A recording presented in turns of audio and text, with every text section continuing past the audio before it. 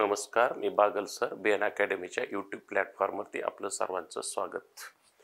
ह्या व्हिडिओमध्ये आपण exactly how to study English grammar for competitive exams म्हणजे स्पर्धा परीक्षेसाठी इंग्लिश ग्रामरचा नेमका अभ्यास कसा करायचा ते पाहणार आहोत.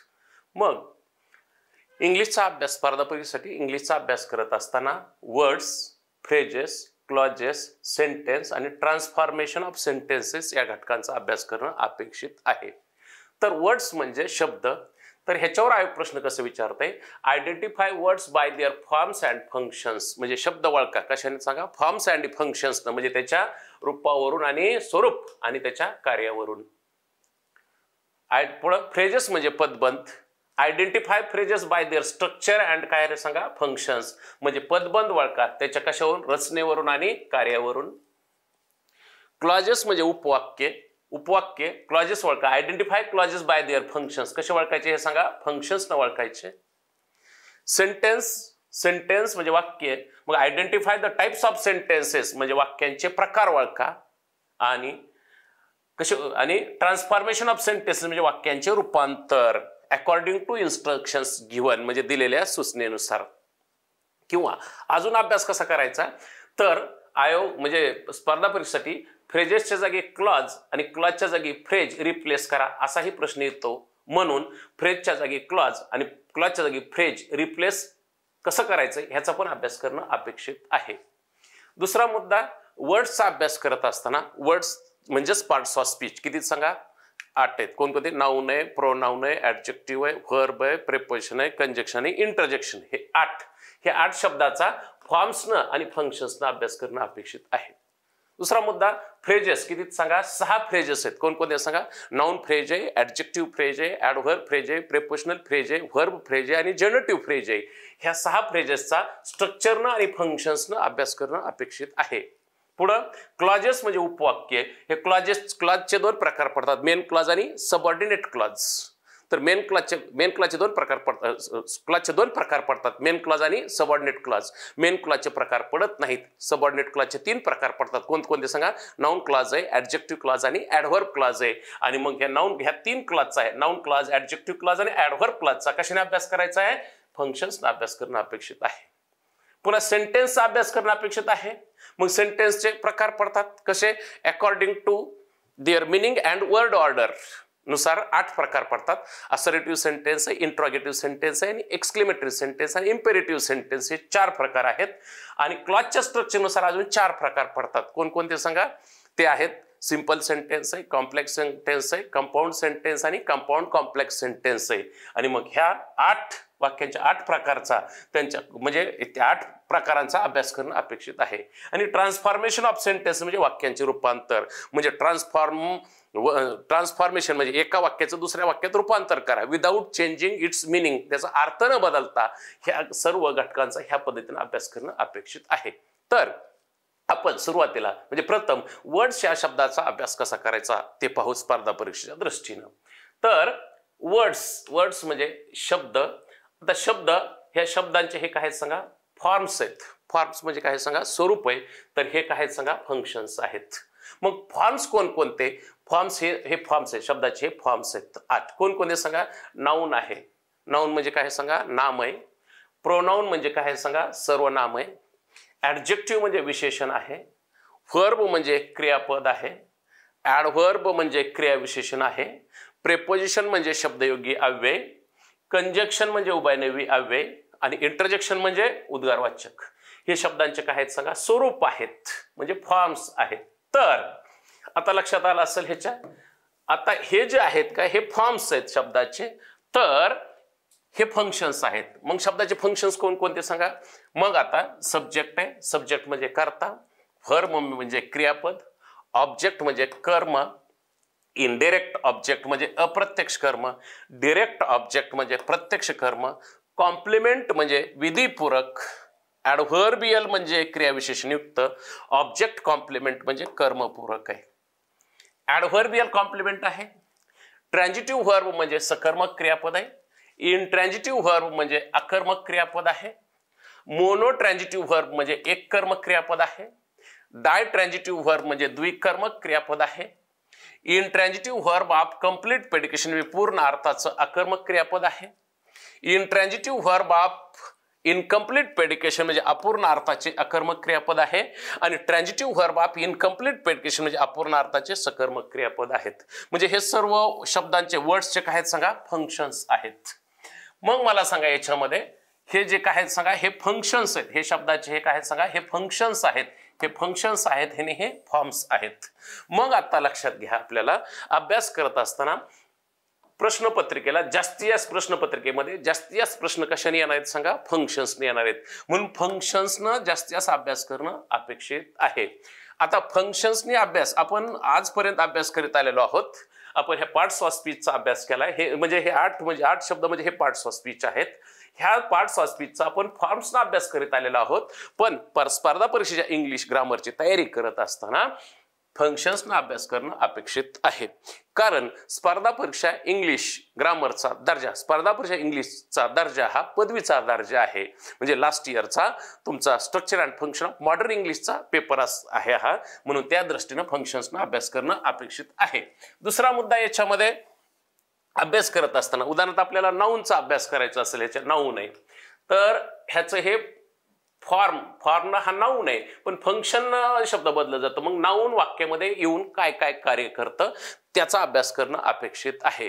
मग नाऊन वाक्यात काय काय कार्य करतं, नाऊन वाक्यामध्ये सब्जेक्टचं कार्य करते, ऑब्जेक्टचं कार्य करते, इनडायरेक्ट ऑब्जेक्ट, डायरेक्ट ऑब्जेक्टचे, कॉम्प्लिमेंट, ॲडव्हर्बियल आणि ऑब्जेक्ट कॉम्प्लिमेंटचे कार्य करते. म्हणजे हे नाऊनचं वाक्यातलं कार्य आपल्याला स्पर्धा परीक्षे दृष्टीनं अभ्यासणं अपेक्षित आहे. मग हे कार्य माहित असल्यानंतर आपल्याला प्रश्नपत्रिका आणखी सोपी जाते. आता दुसरा मुद्दा आहे याच्यामध्ये आपल्याला प्रोनाऊनचा अभ्यास करायचा असेल. प्रोनाऊनचा जर अभ्यास करायचा असेल, प्रोनाऊन म्हणजे सर्वनाम. A word is used in place of noun is called pronoun आहे. मग नाऊनचं फंक्शन असतं का, तेच प्रोनाऊनचं फंक्शन असतं. म्हणजे हेच फंक्शन प्रोनाऊनचं पण असणार आहे. दुसरा मुद्दा आहे याच्यामध्ये आपल्याला जर व्हर्बचा अभ्यास करायचा असेल, यातला व्हर्ब म्हणजे काय सांगा, क्रियापद आहे. तर व्हर्बचा अभ्यास ह्या घटकाचा अभ्यास करायचा असेल आपल्याला तर मग लक्षात आलं असेल आपल्या व्हर्ब ह्या घटकाचा अभ्यास करायचा आहे आपल्याला. VERB व्हर्ब या घटकाचा अभ्यास करायचा असेल तर ह्या घटकाचा अभ्यास कसा करणं अपेक्षित आहे स्पर्धा परीक्षा दृष्टीनं. तर व्हर्बचे 2 प्रकार पडतात. Auxiliary verb AUXILIARY auxiliary verb आणि दुसरा मेन व्हर्ब आहे. आता ॲक्झिलरी व्हर्बचे 2 प्रकार पडतात. कोणकोणते सांगा, प्रायमरी ॲक्झिलरी आणि दुसरं मॉडेल ॲक्झिलरी. प्रायमरीचे पुन्हा 3 प्रकार, टू बी, टू हॅव आणि टू डू. आणि इथं मॉडेल शाल, शुड, विल, वुड, कॅन, कुड, मे, माइट, मस्ट, युज्ड टू, ऑट टू, नीड आणि डिअर ही ॲक्झिलरीचे 2 प्रकार पडतात ॲक्झिलरी व्हर्बचे. ह्याचा पण व्यवस्थित अभ्यास करणं अपेक्षित आहे. आणि नंतर व्हर्बचा दुसरा प्रकार आहे मेन व्हर्ब. मग मेन व्हर्बचे प्रकार पडतात. मग मेन व्हर्बचे किती प्रकार पडतात पाहू आपण. मग हे मेन व्हर्बचा अभ्यास करत असताना म्हणजे व्हर्बचा अभ्यास करत असताना डिटेल अभ्यास करणं अपेक्षित आहे. मग व्हर्बचा मेन व्हर्बचे 2 प्रकार पडतात, ट्रान्झिटिव्ह व्हर्ब आणि इनट्रान्झिटिव्ह व्हर्ब. म्हणजे सकर्मक क्रियापद आणि अकर्मक क्रियापद आहे. आणि मग लक्षात आलं असेल मग ट्रान्झिटिव्ह व्हर्ब म्हणजे सकर्मक क्रियापद. म्हणजे ट्रान्झिटिव्ह व्हर्बचे पुन्हा प्रकार पडतात. कोणकोणते सांगा, मोनो ट्रान्झिटिव्ह व्हर्ब आणि डाय ट्रान्झिटिव्ह व्हर्ब आणि ट्रान्झिटिव्ह व्हर्ब ऑफ इनकम्प्लीट प्रेडिकेशन. ह्या व्हर्बचा अभ्यास करत असताना ट्रान्झिटिव्ह व्हर्बच्या ह्या प्रकारांचा मोनो ट्रान्झिटिव्ह, डाय ट्रान्झिटिव्ह आणि ट्रान्झिटिव्ह व्हर्ब ऑफ इनकम्प्लीट प्रेडिकेशन ह्या घटकांचा अभ्यास करणं स्पर्धा परीक्षा दृष्टीनं अपेक्षित आहे. दुसरा प्रकार आहे मेन व्हर्बचा इनट्रान्झिटिव्ह व्हर्ब आहे. व्हर्बचा दुसरा प्रकार आहे इनट्रान्झिटिव्ह व्हर्ब. मग इनट्रान्झिटिव्ह व्हर्बचे पुन्हा 2 प्रकार पडतात, इनट्रान्झिटिव्ह व्हर्ब ऑफ कंप्लीट प्रेडिकेशन आणि इनट्रान्झिटिव्ह व्हर्ब ऑफ इनकम्प्लीट प्रेडिकेशन. म्हणजे ह्याचा अभ्यास करणं अपेक्षित आहे. मग आता जर व्हर्ब असेल, हा व्हर्ब हा घटक आहे तर verb transitive verb, intransitive verb, monotransitive verb, ditransitive verb, intransitive verb of complete predication, intransitive verb of incomplete predication, transitive verb of incomplete predication. म्हणजे ह्या घटकांचा अभ्यास करणं, ह्या सर्व घटकांचा स्पर्धा परीक्षेसाठी अभ्यास करणं आवश्यक आहे. तर हा त्या स्पर्धा परीक्षेचा व्हर्बचा घटक. म्हणजे तुम्हाला फंक्शन जर शिकायचे असतील, हे शब्द सगळे फंक्शन शिकायचे असतील, हे शब्द 8च्या 8, तर हा त्याचा गाभा आहे. हा गाभा आहे. आणि ही कळालं की आपल्याला ह्या सगळ्या शब्दांचे आपल्याला फंक्शन्स कळणार आहेत. मग फंक्शन अभ्यास केल्यानंतर आपल्याला स्पर्धा परीक्षेमध्ये पेपर सोडवताना पेपर सोपा जातो. तर त्याच्यामध्ये आपल्याला हे जर शिकायचं असेल, म्हणजे व्हर्ब हा घटक शिकायचा असेल, तर ह्या पद्धतीनं अपेक्षित आहे शिकणं. दुसरा मुद्दा आहे याच्यामध्ये, ह्या पद्धतीनं अभ्यास केला, कोणत्या फंक्शननं अभ्यास केला तर आपल्याला काय होतं माहिती का, लक्षात येत असेल तुमच्या, फंक्शननं अभ्यास केला तर आपल्याला common errors in parts of speech, ह्याच्यातल्या सगळ्या कॉमन एरर्स आपल्याला परीक्षेत आपल्याला कॉमन एरर्स काढता येतात. म्हणजे हा सगळ्या common errors in parts of speech, म्हणजे common errors in the use of nouns आहे, प्रोनाउन्स आहे, ऍडजेक्टिव्ह आहे, ऍडव्हर्ब आहे, प्रिपोजिशन आहे, कंजक्शन आहेत, ह्या common errors parts of speech मधल्या आहेत का, ह्या फंक्शनना अभ्यास केला तर कॉमन एरर्स आपल्याला काढणं सोपं जातं. दुसरा मुद्दा आहे याच्यामध्ये, आणखी तुमच्या लक्षात येऊ शकतं, याचा अभ्यास असा का करायचा, तर अभ्यास करणं का अपेक्षित आहे त्याच्यावर आपण चर्चा करत आहोत. दुसरा मुद्दा आहे, आपल्याला जर ऍडव्हर्ब हा घटक शिकायचा असेल, उदाहरणार्थ आपण ऍडव्हर्ब हा घटक शिकलो, तर ऍडव्हर्ब शिकत असताना जर ऍडव्हर्बचा अभ्यास केला आपण, तर एकच लक्षात आलं, ऍडव्हर्ब म्हणजे क्रियाविशेषण आहे. तर ऍडव्हर्ब कुठल्या व्हर्ब नंतर येतं हे माहित असणं आवश्यक आहे. त्यातलं इंट्रॅन्जिटिव्ह व्हर्ब ऑफ कंप्लीट प्रिडिकेशन काय येत, नंतर काय येतं सांगा, ऍडव्हर्ब येतं. म्हणजे ऍडव्हर्बचा अभ्यास करत असताना ह्याचा अभ्यास जर केला, ह्याचा आणि ह्याचा संबंध लावून जर आपण अभ्यास केला, म्हणजे संबंध लावूनच अभ्यास करणं अपेक्षित असतं. इंट्रॅन्जिटिव्ह व्हर्ब ऑफ कंप्लीट प्रिडिक्शन नंतर म्हणजे पूर्ण अर्थाचं आकर्मक क्रियापद आहे का, त्या पूर्ण अर्थाच्या आकर्मक क्रियापद, पूर्ण अर्थाचे आकर्मक क्रियापद आहे का, त्याच्यानंतर ऍडव्हर्ब येते. मग त्याच्यानंतर ऍडव्हर्ब आलं की मग आपल्याला त्याच्या पुढे ऍडव्हर्ब आलं की आपल्याला सोपं जातं. म्हणजे लक्षात आलं असेल तुमची एक आयडिया सांगतो, हा जर सब्जेक्ट असेल आणि हे सब्जेक्टच्या पुढे व्हर्ब असेल, आणि व्हर्ब जर ही कोणतं असेल, व्हर्ब जर ही व्हर्ब आहे आणि व्हर्ब जर इंट्रॅन्जिटिव्ह व्हर्ब ऑफ कंप्लीट प्रेडिकेशन असेल, इंट्रॅन्जिटिव्ह व्हर्ब ऑफ कंप्लीट प्रेडिकेशन असेल हे व्हर्ब, तर ह्या व्हर्ब नंतर काय येतं सांगा, ऍडव्हर्ब येतं. आणि मग लक्षात आलं असेल, ही एवढा डिटेल अभ्यास केल्यानंतर ऍडव्हर्बचा अभ्यास करायला सोपा जातो. मग ही ऍडव्हर्ब वर्ड आहे का, फ्रेज आहे का, क्लॉज आहे, ते तर आयडेंटिफाय करताच येतं. पण ही ऍडव्हर्ब प्लेस दाखवतंय का, टाइम दाखवतंय का, मॅनर दाखवतंय का, रिझन दाखवतंय का, पर्पज दाखवतंय का, ह्याच्यावरून आपल्याला काइंड्स ऑफ ऍडव्हर्ब्स म्हणजे क्रियाविशेषणांच्या प्रकारांचा अभ्यास करणं सोपं जातं. म्हणजे लक्षात आलं असेल कसा अभ्यास करणं, ही सब्जेक्ट आहे, ही व्हर्ब आहे. मग ह्या व्हर्बचा अभ्यास करत असताना इंट्रॅन्जिटिव्ह व्हर्ब ऑफ कंप्लीट प्रेडिकेशन म्हणजे पूर्ण अर्थाचं आकर्मक क्रियापद, आणि हिथं हे व्हर्ब येतं, आणि हे व्हर्ब हिथं आलं की ह्या व्हर्ब नंतर ऍडव्हर्ब येतं, आणि हे ऍडव्हर्ब आलं की काइंड्स ऑफ ऍडव्हर्ब समजायला सोपं जातं. आणि मग लक्षात आलं असेल ह्या पद्धतीने त्याचा अभ्यास करणं अपेक्षित असतं. दुसरा मुद्दा याच्यामध्ये अजून ह्याच्यावर चर्चा करत असताना, असं का करायचं, असाच अभ्यास का करायचा स्पर्धा परीक्षा दृष्टीनं, तर आता आपल्याला प्रिपोजिशनचा अभ्यास करायचा आहे. तर प्रिपोजिशनचा अभ्यास करत असताना एक लक्षात आलं असेल तुमच्या, डिटेल व्यवस्थित त्याचा अभ्यास करणं अपेक्षित आहे. प्रिपोजिशनचे प्रकार, डेफिनेशन, प्रिपोजिशन म्हणजे काय ते समजून घेणं अपेक्षित आहे. आणि त्याच्यामध्ये सिंपल प्रिपोजिशन्स आहेत, फ्रेज प्रिपोजिशन्स आहेत, ऍडजेक्टिव्ह नंतर येणारी प्रिपोजिशन्स आहेत, व्हर्ब्स फॉलोड बाय प्रिपोजिशन्स आहेत, नाउन्स फॉलोड बाय प्रिपोजिशन्स आहेत, आणि दुसरा मुद्दाला असेल हिथं ट्रान्झिटिव्ह व्हर्ब नंतर प्रिपोजिशन येत नाहीत. म्हणजे प्रिपोजिशन हा घटक PREPOSITION प्रिपोजिशन म्हणजे काय आणि ट्रान्झिटिव्ह व्हर्ब म्हणजे काय हे समजून घेणं अपेक्षित आहे. आणि ट्रान्झिटिव्ह व्हर्ब नंतर प्रिपोजिशन काय येत नाही आणि कोणत्या ट्रान्झिटिव्ह व्हर्ब नंतर प्रिपोजिशन येत नाही ह्याच्यावर आयोग कॉमन एरर्स विचारते. म्हणजे ट्रान्झिटिव्ह व्हर्ब ही संकल्पना हा घटक माहित असणं आवश्यक आहे, ही व्यवस्थित समजून घेणं अपेक्षित आहे. आणि प्रिपोजिशन म्हणजे ह्या पद्धतीने अभ्यास करणं आवश्यक आहे. दुसरा मुद्दा आहे याच्यामध्ये अभ्यास करत असताना, बरीचशी मुलं अभ्यास करत असताना आपल्या सिलेबसमध्ये दुसरा घटक आहे बघा, कोणता, सेंटेन्स स्ट्रक्चर आहे, म्हणजे वाक्य रचना हा घटक आहे. मग त्या वाक्यरचनेचा अभ्यास करत असताना पहिल्यांदा वाक्यरचनेमध्ये अभ्यास करत असताना पहिल्यांदा काय येतं सांगा, सब्जेक्ट आहे, हे काय आहे सांगा, व्हर्ब आहे, आणि ह्या व्हर्ब नंतर ऑब्जेक्ट येतं किंवा कॉम्प्लिमेंट येतं किंवा ऍडव्हर्बियल येतं. ह्यालाच काय म्हणता तुम्ही सांगा, क्लॉज एलिमेंट्स म्हणता. मग हे क्लॉज एलिमेंट्स किती सांगा, 5 आहेत. सब्जेक्ट आहे, व्हर्ब आहे, ऑब्जेक्ट आहे, कॉम्प्लिमेंट आहे आणि ॲडव्हर्बियल आहे. मग तुमच्या लक्षात आलं असेल ही द सब्जेक्ट आहे आणि ही वर्ब आहे. वर्ब जर ही ट्रान्झिटिव्ह वर्ब असेल तर ट्रान्झिटिव्ह वर्ब असेल तर त्याच्या पुढे काय येते सांगा, ऑब्जेक्ट येते.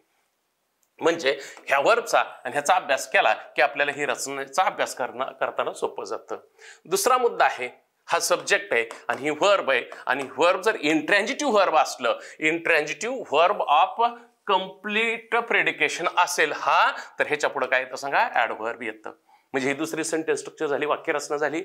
पुढे जर सब्जेक्ट असेल, सब्जेक्टच्या पुढे जर वर्ब आलं आणि वर्ब जर कसला असेल सांगा, वर्ब जर इंट्रान्झिटिव्ह वर्ब ऑफ इनकम्प्लीट प्रेडिकेशन असेल, म्हणजे अपूर्ण अर्थाचे अकर्मक क्रियापद असेल, तर त्याच्या पुढे कॉम्प्लिमेंट येते. म्हणजे S plus V plus O, S plus V plus A आणि S plus V plus C हे वाक्य रचना सेंटेन्स स्ट्रक्चर आहे. पुढे जर तुमच्या लक्षात आलं असेल हा सब्जेक्ट आहे आणि ही वर्ब आहे आणि ही जर वर्ब डायट्रान्झिटिव्ह वर्ब असेल, म्हणजे आता डायट्रान्झिटिव्ह वर्ब असेल म्हणजे हे जर वर्ब हा सब्जेक्ट आहे, ही वर्ब आहे आणि ही वर्ब जर मोनोट्रान्झिटिव्ह वर्ब असेल तर मोनोट्रान्झिटिव्ह वर्ब असल्यावर त्याच्यापुढे एकच ऑब्जेक्ट येते. दुसरा मुद्दा, जर हा सब्जेक्ट आहे आणि ही वर्ब आहे आणि वर्ब जर डायट्रान्झिटिव्ह वर्ब असेल, तर डायट्रान्झिटिव्ह वर्ब म्हणजे दोन कर्म घेऊन येणारं क्रियापद आहे आणि मग दोन कर्म घेऊन येणारं क्रियापद असेल तर ह्याच्या पुढे दोन ऑब्जेक्ट येतात. म्हणजे आयओ म्हणजे इनडायरेक्ट ऑब्जेक्ट आणि डीओ म्हणजे डायरेक्ट ऑब्जेक्ट. म्हणजे हे अप्रत्यक्ष कर्म आणि प्रत्यक्ष कर्म. म्हणजे S plus V plus IO plus DO ह्या रचनेचा पण ह्या पद्धतीने अभ्यास करता येतो. मग ही जर रचना माहित असेल तर ह्या वाक्याचा छंदवाईज करायला आपल्याला सोपा जातो. कारण ह्या वाक्याचा छंदवाईज दोन पद्धतीने होतो किंवा तीन पद्धतीने होतो. त्याचा पण अभ्यास छंदवाईज समजायला आपल्याला सोपा जातो. म्हणून लक्षात आलं असेल सेंटेन्स स्ट्रक्चर म्हणजे सेंटेन्स स्ट्रक्चरचा अजून रचना असतील, एस प्लस व्ही प्लस कोणते असेल, S plus V plus O plus A असेल, एस प्लस व्ही प्लस काय असेल सांगा, S plus V plus C असेल किंवा सी प्लस ए असेल, S plus V plus O plus O C असेल. ही जो सेंटेन्स स्ट्रक्चर आहे का, ही सेंटेन्स स्ट्रक्चर जर आपल्याला शिकायचं असेल तर आपल्याला हे माहित असणं आवश्यक आहे. हा सेंटेन्स स्ट्रक्चरचा हा गाभाच आहे ना, पूर्ण ह्या सेंटेन्स स्ट्रक्चरचा काय आहे सांगा, गाभा आहे. आणि मग ह्या सेंटेन्स स्ट्रक्चरचा अभ्यास करणं अपेक्षित, सेंटेन्स स्ट्रक्चरचा अभ्यास करत असताना ह्या सर्व घटकांचा अभ्यास करणं अपेक्षित आहे. म्हणजे बहुतांश मुलं स्पर्धा परीक्षेची तयारी करत असताना सेंटेन्स स्ट्रक्चरचा अभ्यास करायचं टाळतात. त्याचं कारण आहे की ह्या घटकांचा त्यांचा व्यवस्थित अभ्यास नसतो. इव्हन काही मुलांच्या बाबतीत ह्या शब्दांचे अर्थ पण माहीत नसतात, तर त्यांनी ह्या शब्दांचे अर्थ माहीत करून व्यवस्थित समजून घेऊन अभ्यास करणं आवश्यक आहे. कारण पूर्ण पेपर फंक्शनवर येतो आणि मग लक्षात आलं असेल ह्या पद्धतीनं तुम्हाला फंक्शननं अभ्यास करणं अपेक्षित आहे. आणि मग लक्षात आलं असेल तुमच्या फंक्शननं अभ्यास का करायचा हे तुमच्या आयडियाला की नक्कीच काय आले असेल, लक्षात आले असणार आहे. आता मुद्दा लक्षात आला असेल, ह्या पद्धतीनं प्रिपोजिशनचा अभ्यास करणं अपेक्षित म्हणजे ह्याचा तुमचा पार्ट्स ऑफ स्पीचचा हा पार्ट्स म्हणजे वर्ड्सचा फॉर्मनं आणि फंक्शननं, फॉर्मनं कमी पण फंक्शननं जास्त अभ्यास करणं अपेक्षित आहे. कारण हे आम्ही डीप शिकवत नाही, कारण ही स्पर्धा परीक्षाची रिक्वायरमेंट आहे, ही मागणी आहे, ही गरज आहे. डीप शिकवत नाही हे माहीतच असणं आवश्यक आहे. नाहीतरी आपण मराठी व्याकरणाचा अभ्यास करत असताना ह्या सर्व घटकांचा व्यवस्थित अभ्यास करतो आणि म्हणून मराठी व्याकरणामध्ये, मराठी विषयामध्ये स्पर्धा परीक्षेला मुलांना जास्तीत जास्त गुण येतात.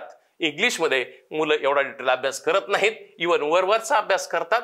त्याच्यामुळं त्यांना तिथं इंग्लिशमधला प्रॉब्लेम त्यांचा कायमस्वरूपी तसाच राहतो. मग लक्षात आला असेल.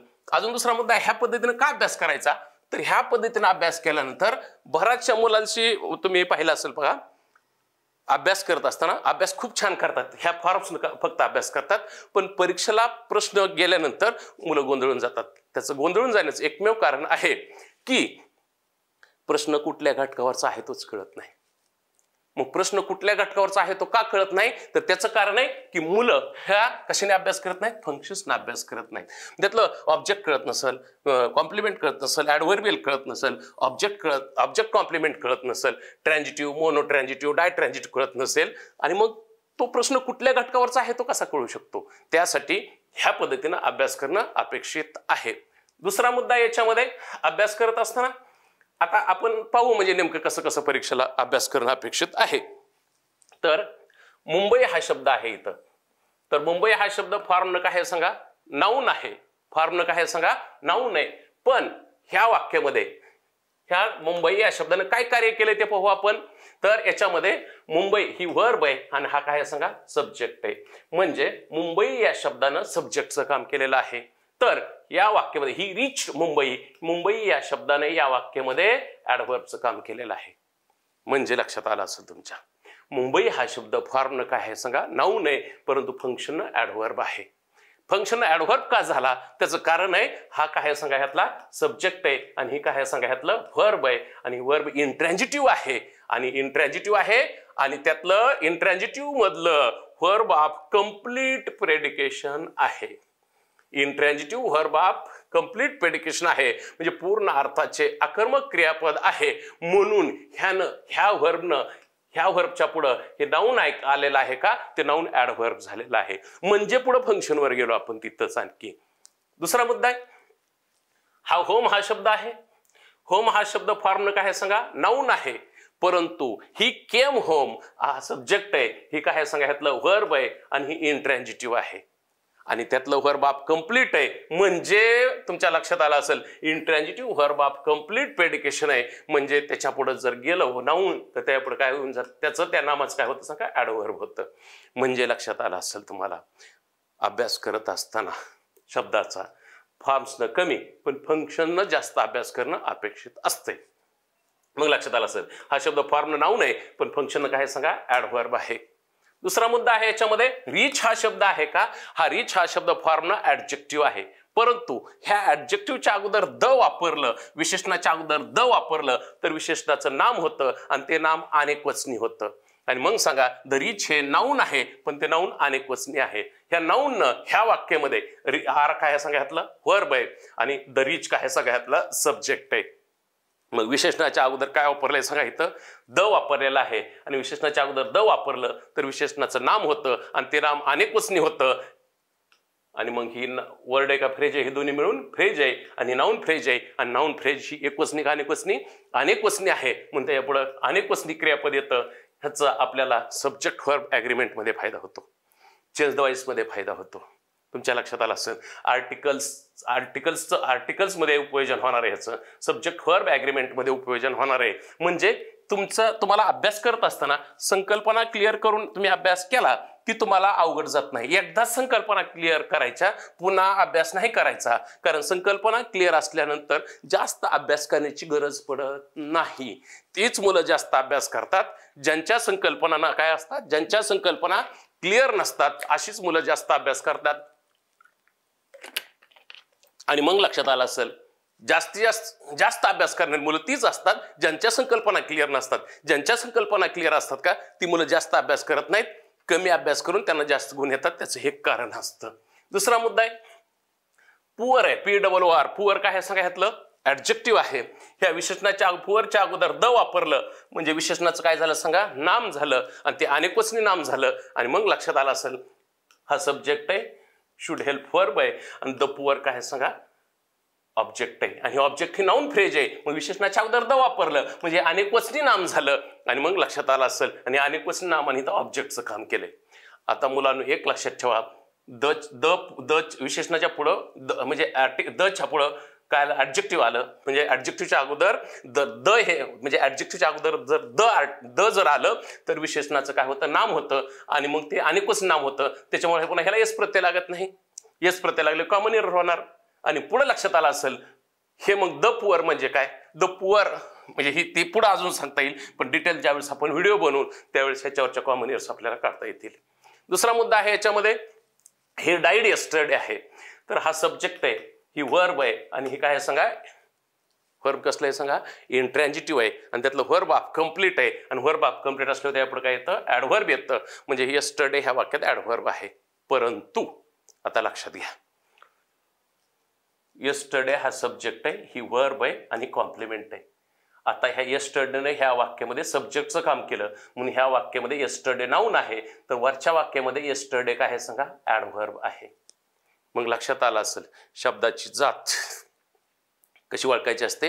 शब्द वाक्यामध्ये येऊन काय कार्य करतो ह्याच्यावर त्या शब्दाची जात ठरत असते. हे आपण मराठी व्याकरण शिकत असतो. म्हणजे फंक्शन कळालं, आपल्याला फंक्शनने अभ्यास केला की कुठलाही शब्द तो फंक्शनने ओळखता येतो आणि जास्तीत जास्त अभ्यास फंक्शन करणं अपेक्षित आहे.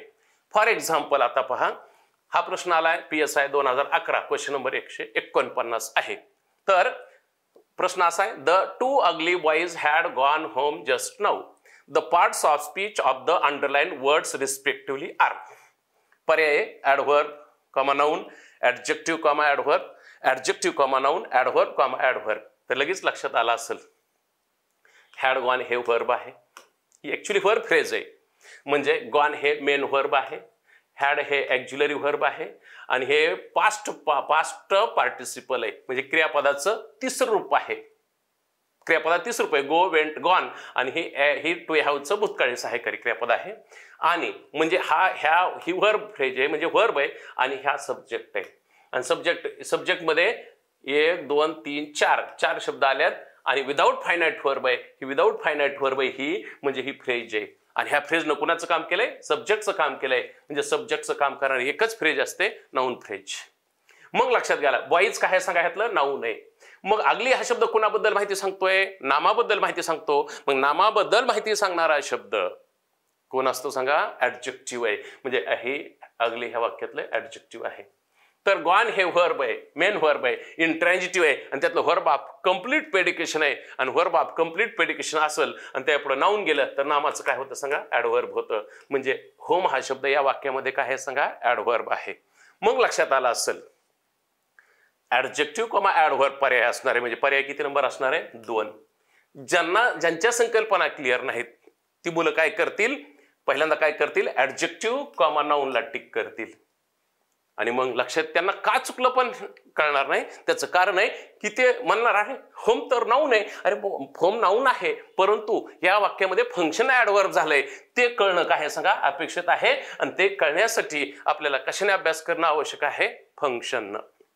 दुसरा मुद्दा याच्यामध्ये MPSC 2020 क्वेश्चन नंबर 68 आहे. तर याच्यामध्ये identify the sentence in which the word milk is used as an adverb. मग तिन्ही वाक्यात मिल्क हा शब्द आलेला आहे. तर या वाक्यामध्ये पहिल्या वाक्यामध्ये हा वर्ब आहे, हा सब्जेक्ट आहे. म्हणजे मिल्कनं कुणाचं काम केलेलं आहे सांगा? सब्जेक्टचं काम केलंय. आणि मग सब्जेक्टचं काम केलं म्हणून हा काय सांगा? नाऊन आहे. दुसऱ्या वाक्यामध्ये आय घेव the baby a milk chocolate आहे.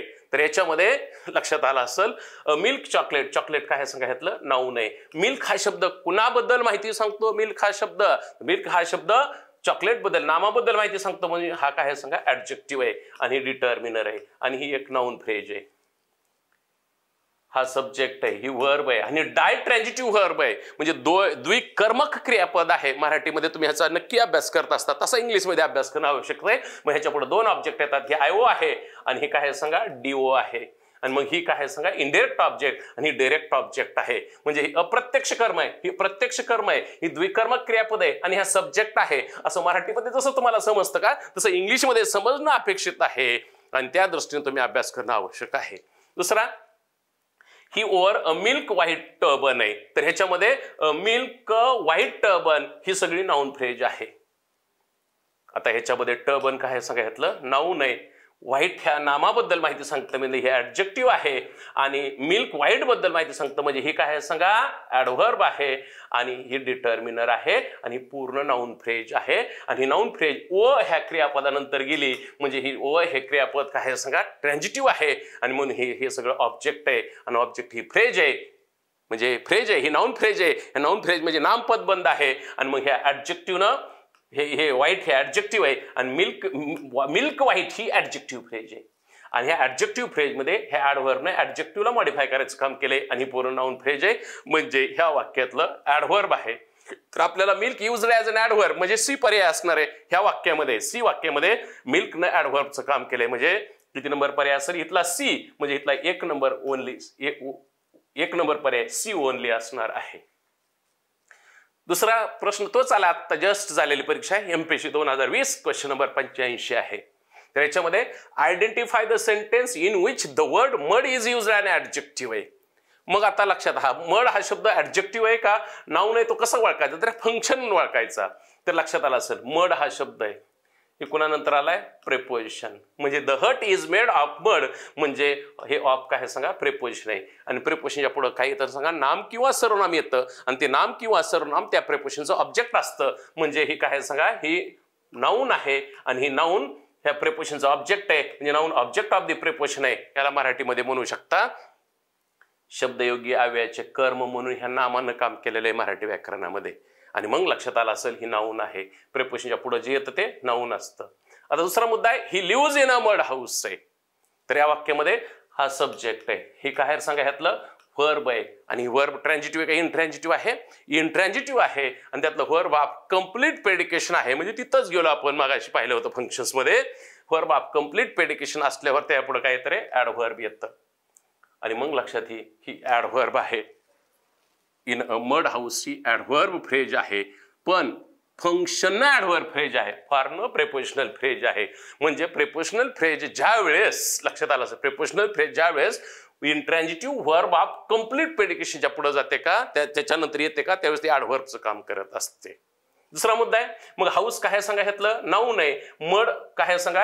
मड कोणाबद्दल माहिती सांगताय? नामाबद्दल. म्हणजे ही काय सांगा? ऍडजेक्टिव्ह आहे, ही डिटर्मिनर आहे, आणि ही प्रेपोजिशन आहे. आणि प्रेपोजिशन न सुरू होणारी फ्रेज ही प्रेपोजिशनल फ्रेज असते स्ट्रक्चरनं, आणि ती व्हर्ब ऑफ कंप्लीटच्या पुढे गेली की ती ऍडव्हर्बचं काम करत असते.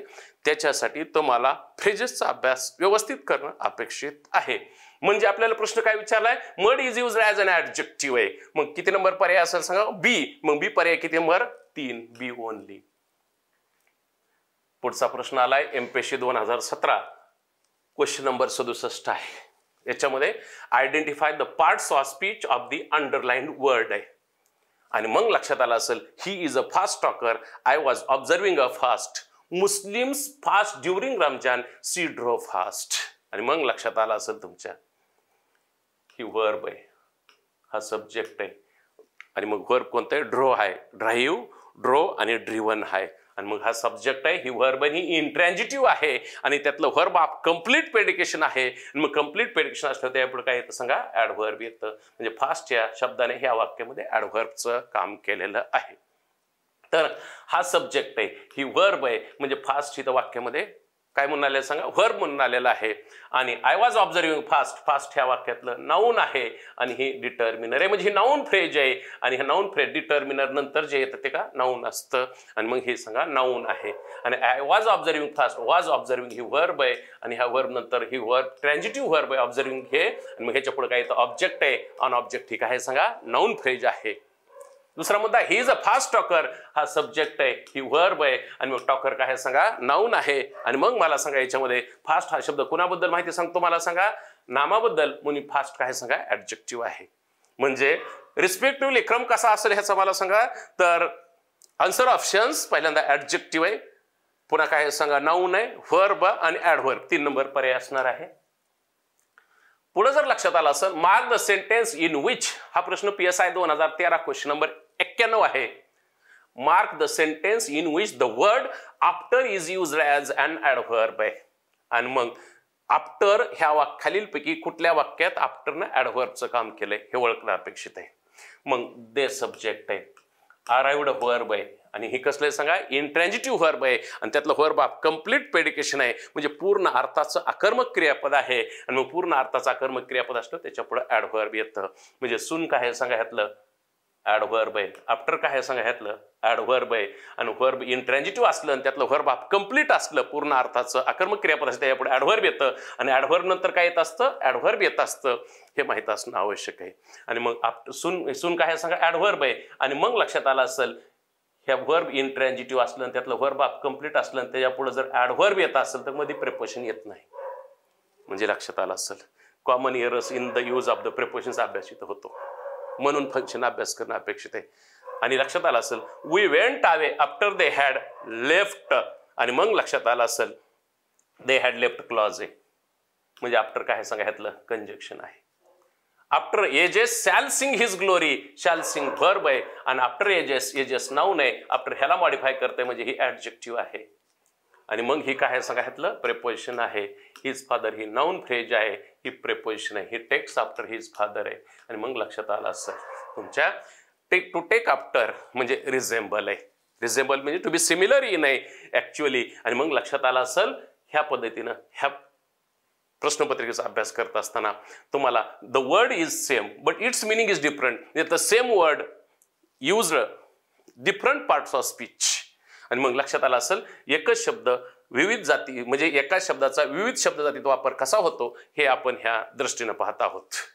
दुसरा मुद्दा, identify the parts of speech of the underlined word as it occurs in the sentence. I am very interested in reading thrillers आहे. आता बघा पार्ट्स ऑफ स्पीच रिडिंगची विचारली तर लक्षात आलं असेल इंटरेस्टेड काय सांगा ह्या वाक्यातलं ॲडजेक्टिव्ह आहे. Actually past participle is used as an adjective आहे.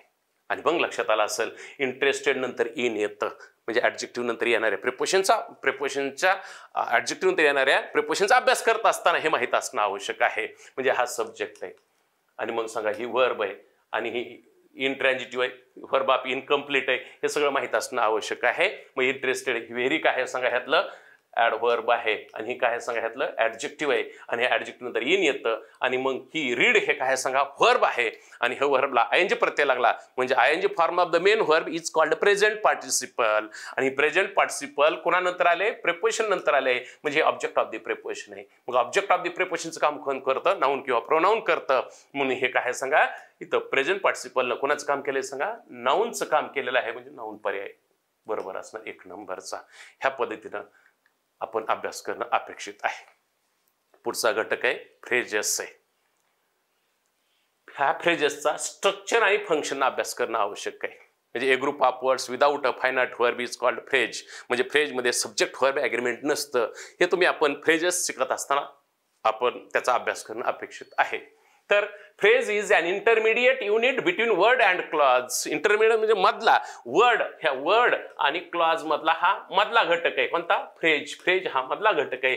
तर मुलं वर्डचा अभ्यास करतात पण कसा फॉर्मनं फंक्शन करत नाहीत. फ्रेजेसचा अभ्यास करत असताना काय करतात बहुतांश मुलं फ्रेजेसचा अभ्यास करत असताना टाळतात. फॉर्म्सनं पण करण्याची शक्यता नसते करत नाहीत आणि फंक्शन्सनं पण करत नाहीत म्हणजे हा घटक स्किप करतात. स्किप केला नाही पाहिजे ऍक्च्युअली कारण हे ते फ्रेजच्या जागी क्लॉजच्या जागी फ्रेज वाळका असे पण ह्याच्यावरती प्रश्न येतात. त्याच्यामुळे त्यांनी हा घटक स्किप न करता व्यवस्थित त्या घटकांचा अभ्यास करणं आवश्यक आहे. मग फ्रेजेसचे किती प्रकार पडतात 6. कोणकोणते सांगा नाऊन फ्रेज आहे, प्रिपोजिशनल फ्रेज आहे, जनरेटिव्ह फ्रेज आहे, ॲडजेक्टिव्ह फ्रेज आहे, ॲडव्हर्ब फ्रेज आहे आणि व्हर्ब फ्रेज आहे. 6 फ्रेजेस आहेत. आणि मग हे फ्रेजेस स्ट्रक्चर न वळका म्हणून परीक्षेला येतं किंवा फ्रेजेसच्या जागी क्लॉज रिप्लेस करा म्हणून पण परीक्षेला येतं. आणि मग ह्या फ्रेजेसचे हे फंक्शन्स आहेत. आणि मग लक्षात आलं असेल आपण आत्ताच पाहिले ते सब्जेक्ट म्हणजे कर्ता, व्हर्ब म्हणजे क्रियापद, ऑब्जेक्ट म्हणजे कर्म, हे सगळे काय आहेत सांगा हे फंक्शन्स आहेत. आणि मग नाऊन फ्रेज वाक्यामध्ये येऊन कोणाचं कार्य करणार तर नाऊन फ्रेजचं फंक्शन काय the functions of noun phrase. मग कोणकोणते सांगा subject of the verb, object of the verb, indirect object of the verb, direct object of the verb, complement of the verb, adverbialचं काम करणार, ऑब्जेक्ट कॉम्प्लिमेंटचं काम करते म्हणजे नाऊन फ्रेजचं हे झालं स्ट्रक्चर आणि हे झालं फंक्शन. आणि मग लक्षात आलं असेल ह्या पद्धतीनं फंक्शननं अभ्यास करणं अपेक्षित आहे. मग लक्षात आलं असेल फंक्शन तेच असणार आहेत. वर्डचे जे फंक्शन असतात का तेच फ्रेजचे फंक्शन असणार आहेत, तेच क्लॉजचे फंक्शन असणार आहेत. म्हणजे लक्षात आलं असेल तुमच्या वर्डचं नाऊनचं फंक्शन आहे का तेच नाऊन फ्रेजचं फंक्शन असतं आणि तेच नाऊन क्लॉजचं फंक्शन असतं. असं लिंक लावून अभ्यास करणं अपेक्षित आहे. आणि ते त्याला उपयोजन म्हणतात आणि ते ॲप्लिकेशन आहे. त्या पद्धतीने अप्लाइड इंग्लिश ग्रामरचा तुम्ही अभ्यास करणं अपेक्षित आहे. कारण स्पर्धा परीक्षेला उपयोजन महत्वाचं आहे. विद्यार्थी मित्रांनो हे पहा ही परीक्षा काही हुशार मुलांची नाही, ही परीक्षा ही शहाण्या मुलांची आहे. शहाणे विद्यार्थी कोण असतात ज्यांना घेतलेल्या ज्ञानाचं उपयोजन करता येतं का त्यांना शहाणं म्हटलं जातं. आणि मग इथं स्मार्ट वर्क महत्वाचं आहे. पण स्मार्ट वर्क करायचं असेल तर तुम्हाला त्या विषयातल्या पूर्ण सर्व संकल्पना क्लिअर असणं आवश्यक आहे, स्पष्ट असणं आवश्यक आहे. आणि ज्यांच्या संकल्पना क्लिअर असतात का त्यांना जास्त अभ्यास करायची गरज नाही.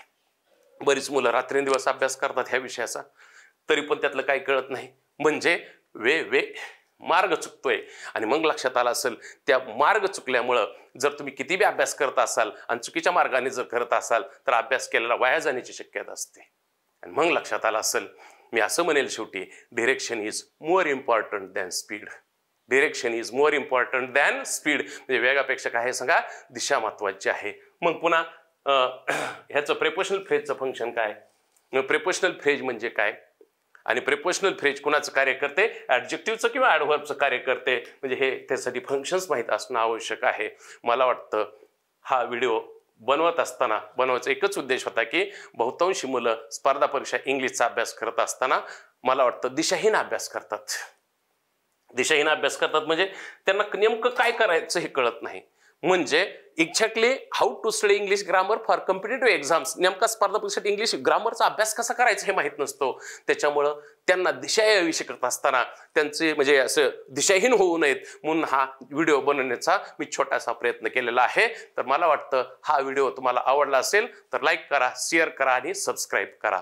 आणि दुसरा मुद्दा, याच्यामध्ये अभ्यास करत असताना इंग्लिशच्या ह्या योग्य मार्ग आहे, हा इंग्लिश शिकण्याचा हा राजमार्ग आहे. तर ह्या मार्गानंच ह्याच पद्धतीनं फंक्शन अभ्यास करणं अपेक्षित आहे. तर त्या पद्धतीने तुम्ही अभ्यास करा. मला वाटतं मी इथं हा व्हिडिओ बनवलाय, तुम्हाला नक्कीच आवडला असेल. धन्यवाद.